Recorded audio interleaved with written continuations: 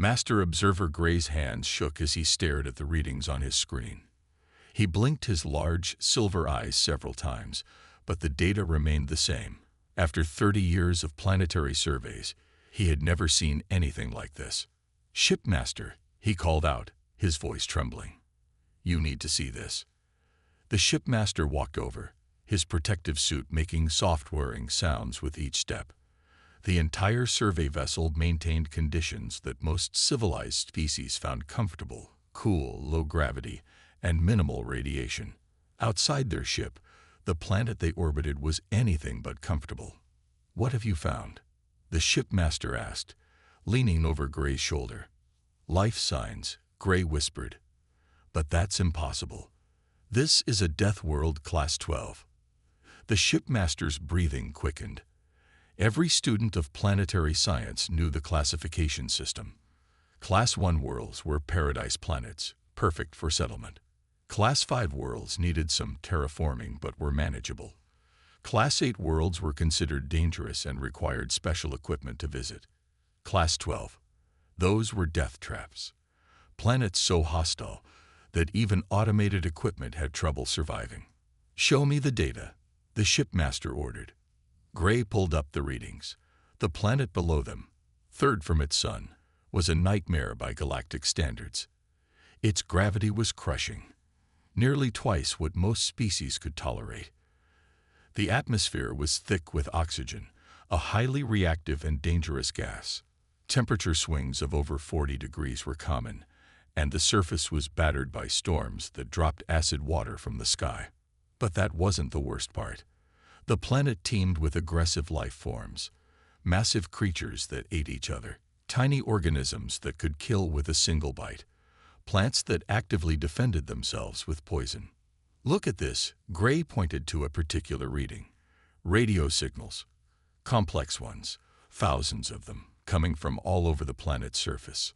The shipmaster gripped the back of Gray's chair. "Natural phenomenon." "No." Gray pulled up more data. "They're artificial. There's a pattern. Look, there are structures down there.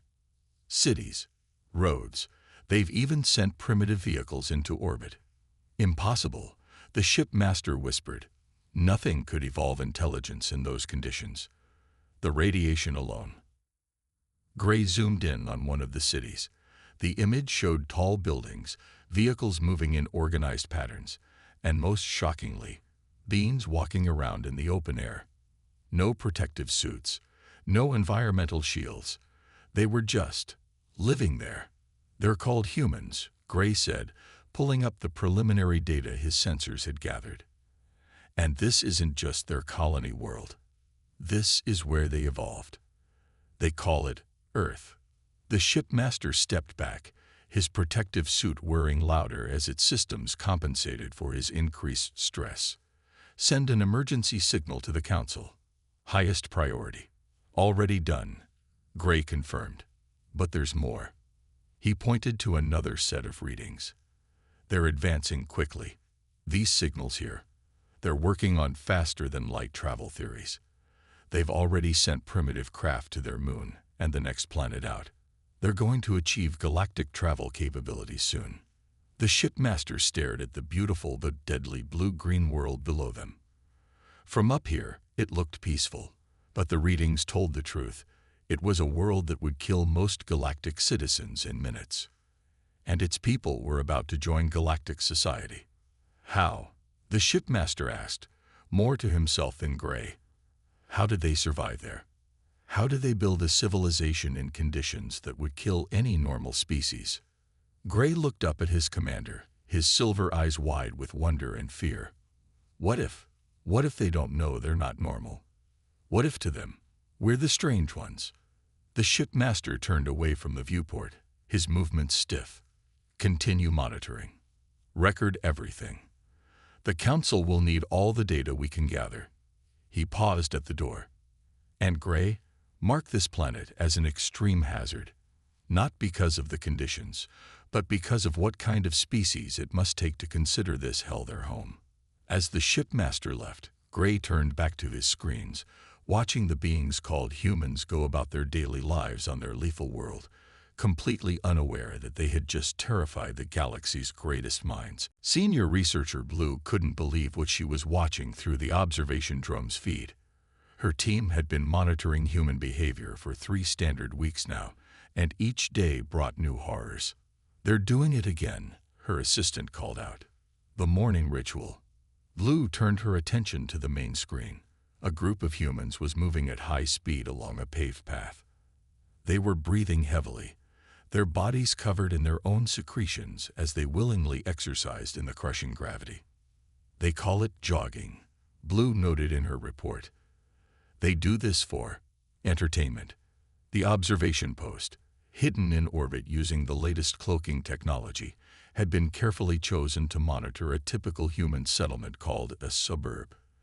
The council wanted to understand how these creatures lived in such hostile conditions. "New feed coming in," another assistant announced, from their food preparation area. Blue switched screens and immediately flinched.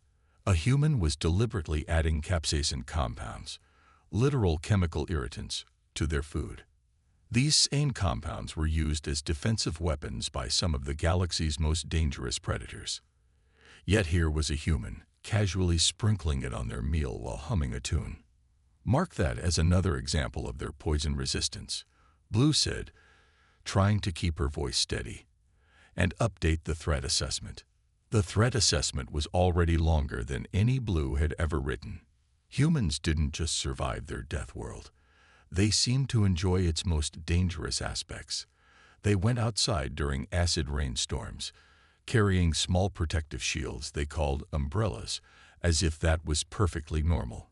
They visited areas of extreme temperature for vacation. They even kept predator species in their homes as pets. Senior researcher called out the weather monitor. "There's a major temperature shift coming."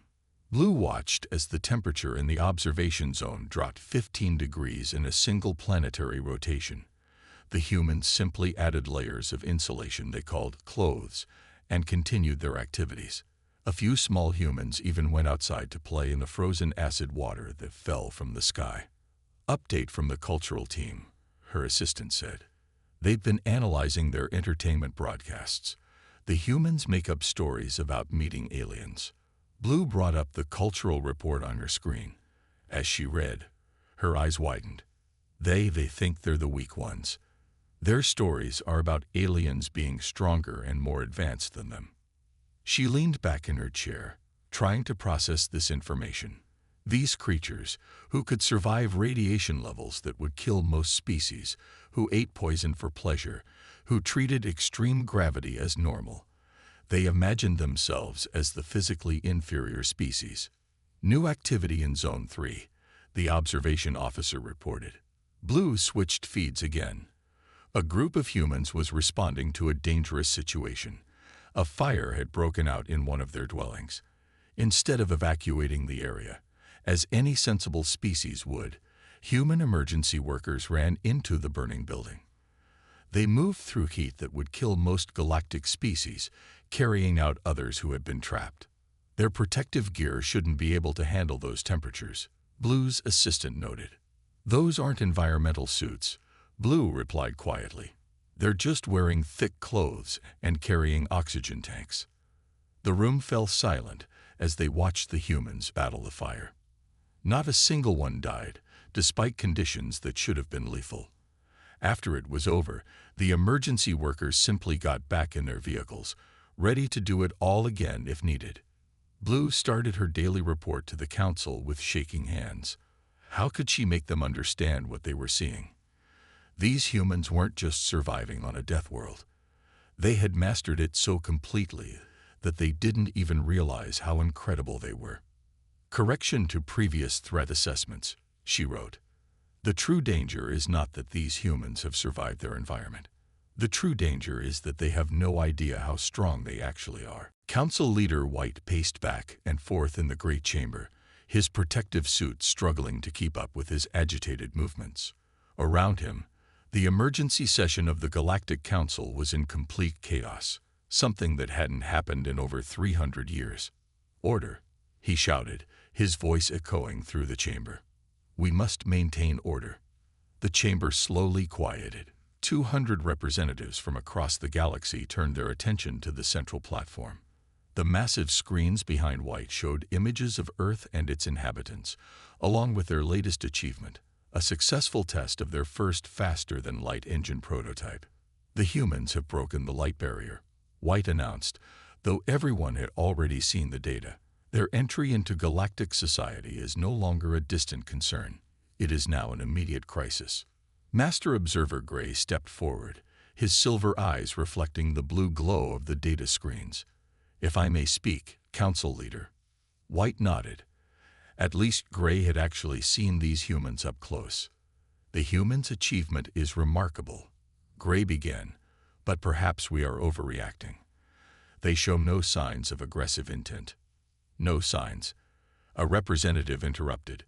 "They live on a death world. They eat poison. They punch each other for sport." Another representative stood up. "I've reviewed their entertainment broadcasts. They constantly imagine wars with alien species. They're preparing for conflict."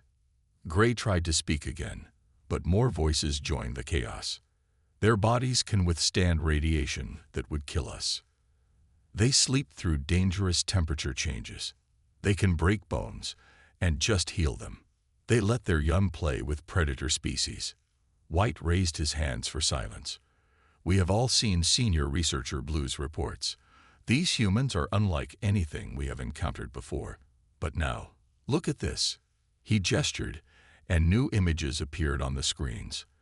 They showed human space stations, moon bases, and their Mars colony under construction.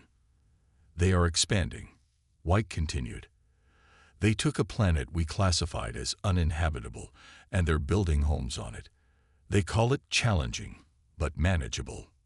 The chamber erupted in fearful whispers. Everyone knew Mars was a frozen wasteland with a toxic atmosphere and deadly radiation levels. To humans, it was just another engineering problem to solve. "What do you propose?" asked the Trade Minister, her environmental suit glowing softly in the dim chamber.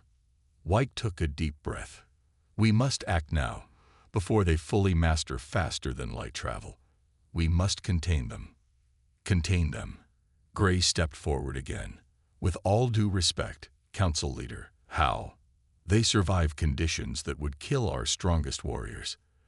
They build bases in environments that destroy our best equipment. What exactly do you think could contain them?" "Laws," White replied. "Regulations. We make first contact now, while we can still set the rules. We establish safety protocols that just happen to limit their expansion. For their own protection, of course." The chamber grew quiet as they considered this. "And if they refuse?" someone asked. White turned to stare at the image of Earth spinning slowly on the main screen. "They believe in laws, in rules. Their own entertainment shows them constantly fighting against rule breakers. We use that. We make them think these restrictions are for everyone's safety, including their own." Gray watched the council members nodding in agreement. Only he had been close enough to Earth to see something they were all missing.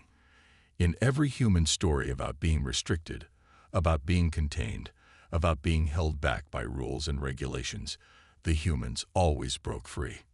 But before he could voice this concern, the council voted. The motion passed almost unanimously.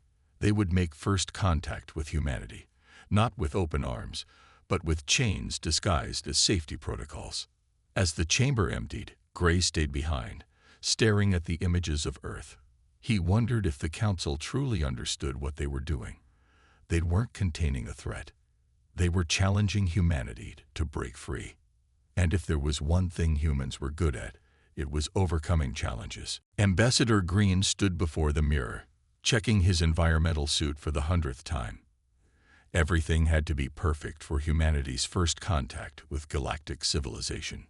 The suit was the most advanced model available, designed to protect him from Earth's crushing gravity, toxic oxygen levels, and deadly radiation.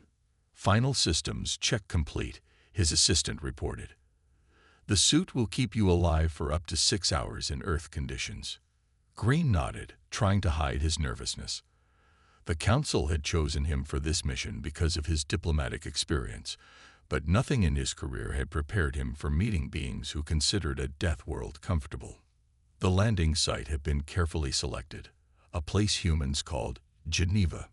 The local authorities had been contacted through remote messages, and they had agreed to a controlled meeting environment. At least these humans understood basic diplomatic protocols. As the ship descended through Earth's atmosphere, Green watched the readings climb to terrifying levels. The ship's shields handled the conditions easily, but just knowing what was out there made him uncomfortable. Landing complete, the pilot announced. External conditions are stable, if you can call them that. Green took a deep breath of his filtered air. Open the doors. Let's make history. The human delegation waited outside. Green had studied their appearance, but seeing them in person was different.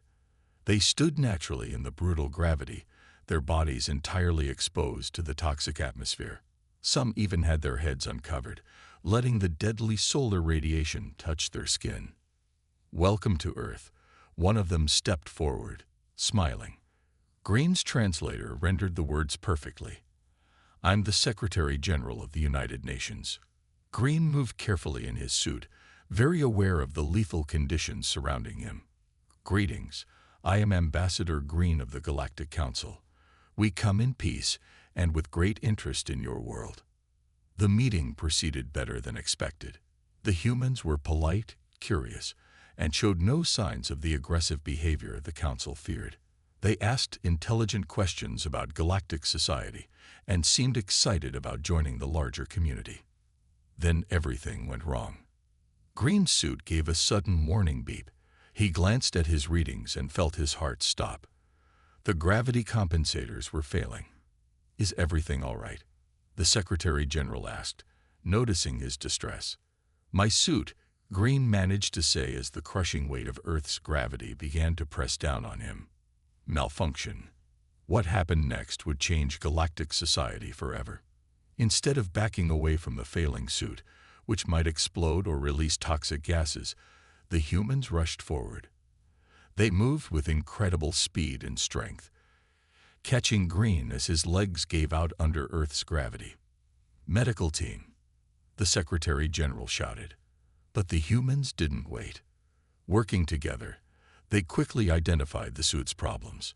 Their engineers, operating in what should have been lethal conditions, had Green's suit stabilized in minutes.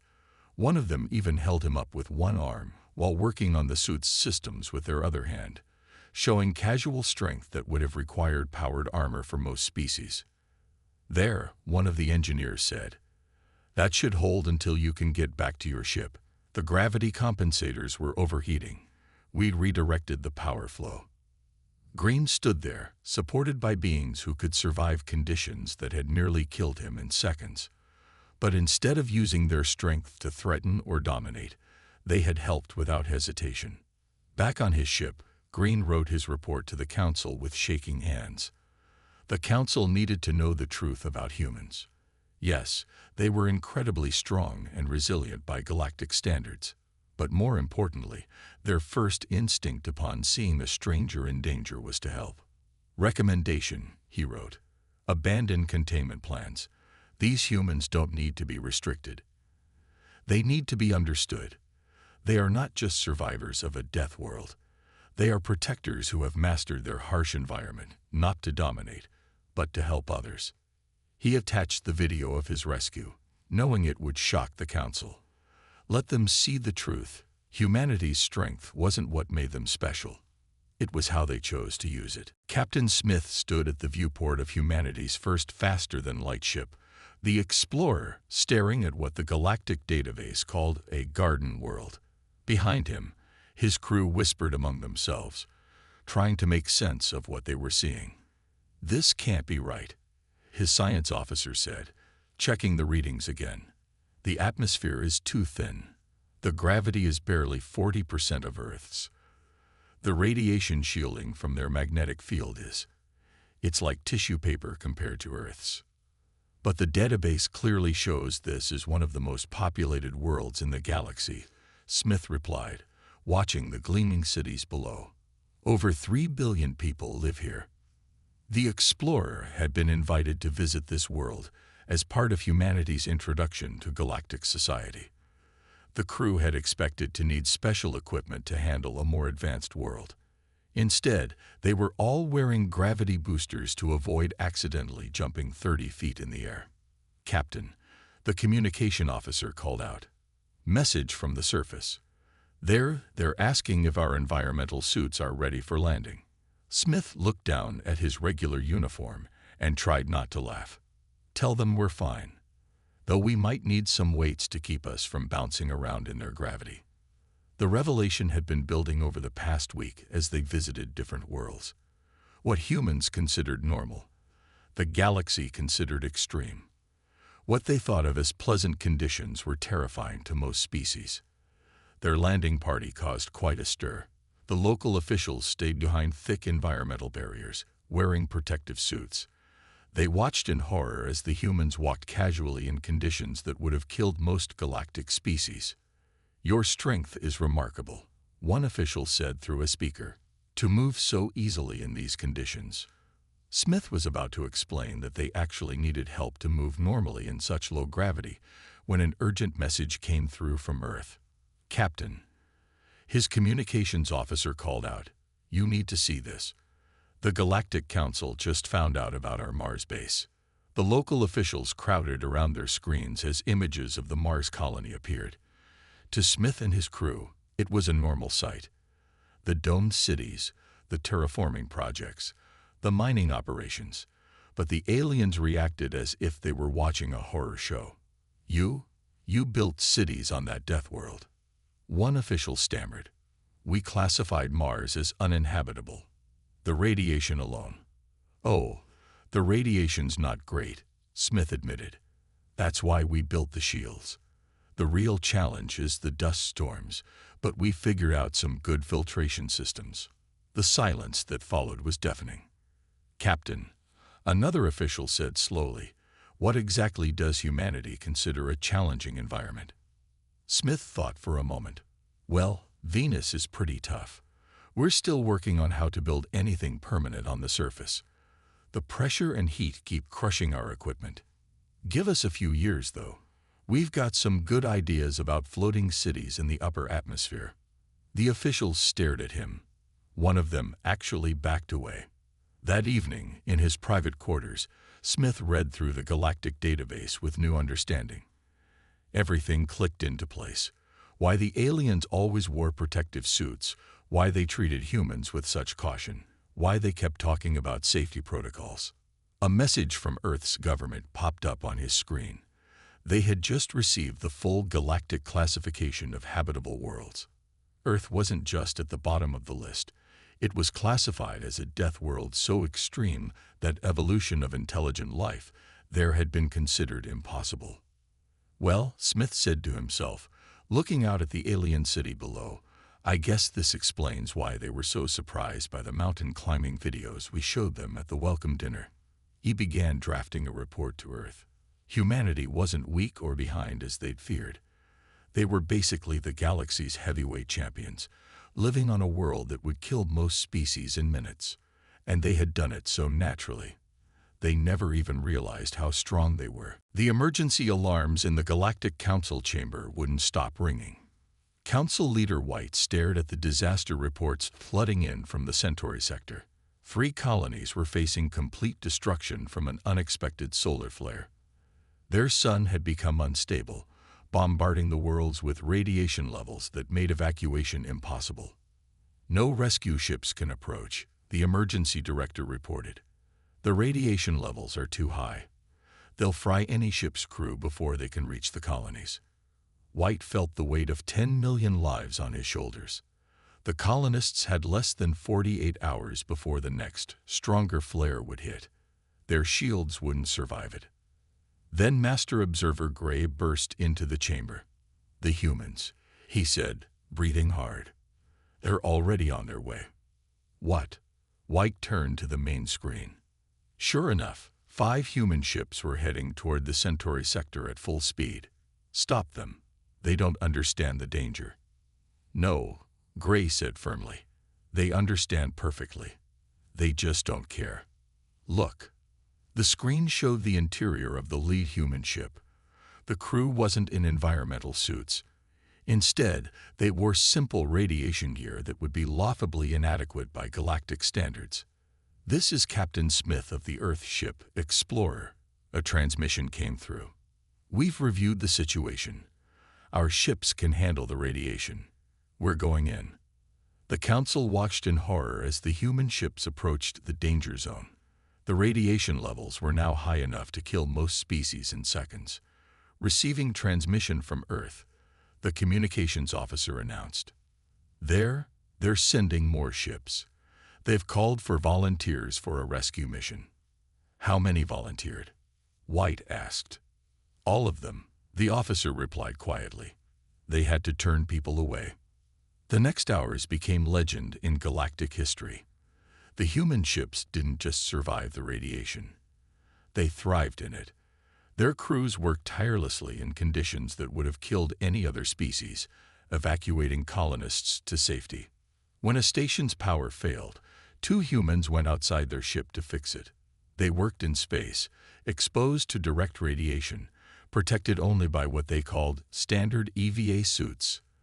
They finished the repairs while telling jokes to each other over the radio. When a colony's shield started to collapse, the humans didn't retreat. They landed and helped carry people to the ships, walking through radiation storms that melted their equipment but left them merely sunburned. "How?" White whispered, watching the rescue footage. "How are they doing this?" Gray smiled. "They grew up on a world that tries to kill them every day. To them, this is just another Tuesday." The footage spread across the galaxy. Billions watched as humans walked through radiation to save children, carried injured aliens twice their size to safety, and risked their lives again and again without hesitation. One clip went viral. A human rescue worker giving their radiation suit to an injured colonist and continuing to work without it, saying simply, "I'll be fine. I got worse sunburns at the beach last summer." In the council chamber, the emergency director approached White with a new problem. "The containment regulations," she said. "The humans broke 17 different safety protocols during the rescue. By law, we should punish them."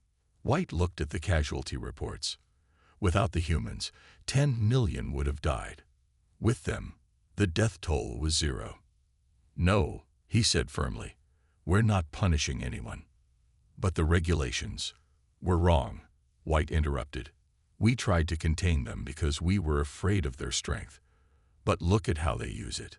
On the main screen, a human ship was flying through the heart of a radiation storm, carrying the last evacuees to safety.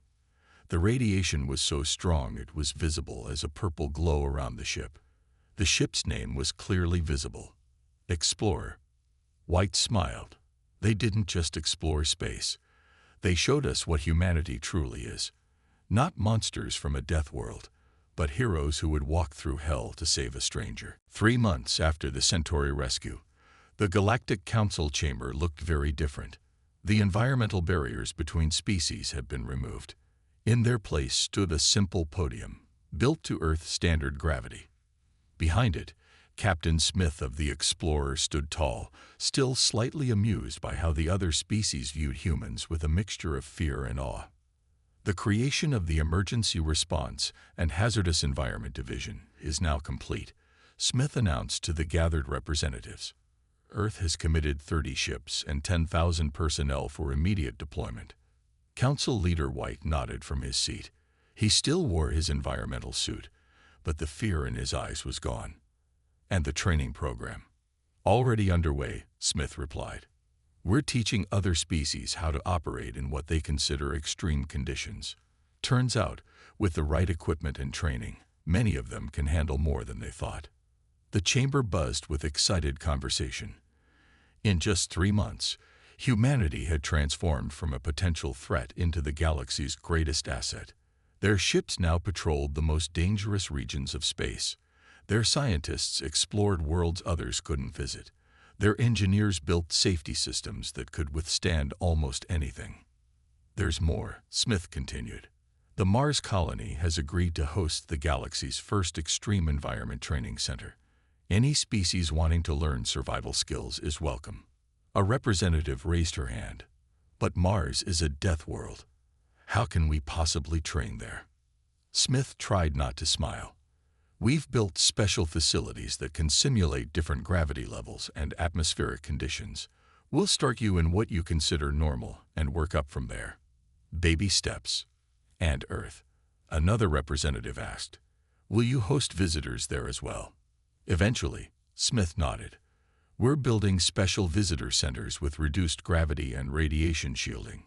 Think of Earth as the graduate school of survival training. The chamber laughed. Something that would have been unthinkable 3 months ago. The same abilities that had made humans seem threatening now made them the perfect teachers and protectors. Master Observer Gray stepped forward. Captain, tell them about the new ship class. Smith's eyes lit up. Yes. We're introducing what we call the Universe-class ships. Built to Earth standards, but with adjustable environmental systems.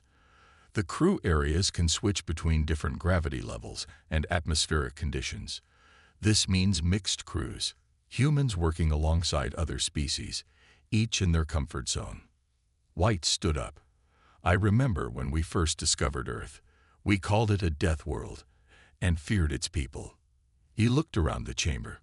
We were wrong. Earth isn't a death world. It's a training ground. It forged humanity into exactly what the galaxy needed.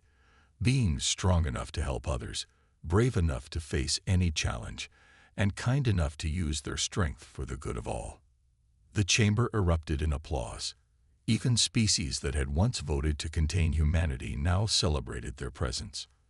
After the session, Smith walked with Gray through the Council's garden dome. Through the windows, they could see Earth ships coming and going, their hulls marked with the new symbol of the Emergency Response Division, a human hand reaching out to the stars. Did you ever imagine it would turn out like this? Gray asked. Smith watched a training session in progress, where a human instructor was teaching other species how to operate in higher gravity. The students were struggling but determined, inspired by their teacher's example. Actually, I did, Smith replied. Not the details, but the general idea. Humans have always been at their best when helping others. We just needed the chance to prove it. The galaxy feared you would be conquerors, Gray observed. Smith shook his head. We never wanted to conquer the galaxy. We just wanted to explore it, to understand it, to be part of it. And now we are, not as monsters from a death world, but as protectors, teachers, and friends. Above them, another Earth ship launched, carrying a mixed crew of humans and aliens. They were headed to a system where others feared to go, ready to help anyone in need. It wasn't about being strong anymore. It was about being strong enough to help others become stronger.